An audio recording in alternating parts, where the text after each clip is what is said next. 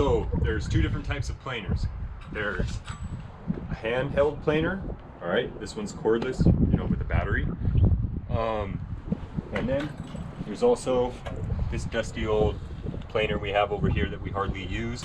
Okay, so right here we have a surface planer. I call it a table planer.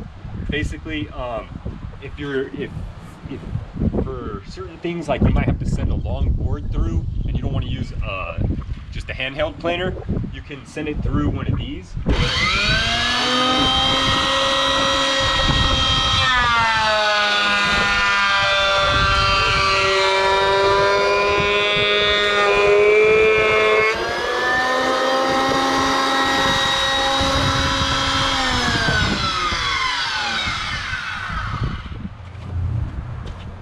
And basically how it works is adjust how much you want to take off right here.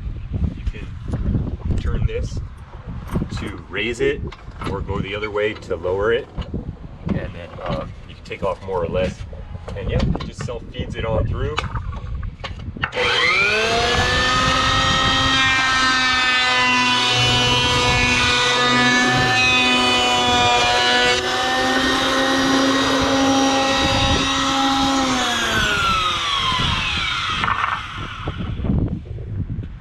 So you have the surface planer, or you have this handheld planer.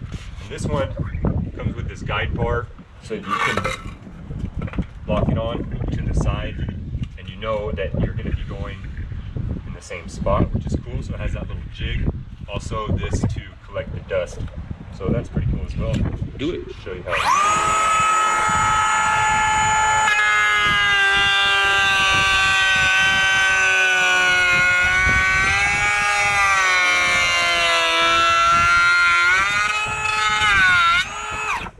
How much do we take off right there? So you can see right there where the track held it. It took about maybe about a 1/16 or 2 off.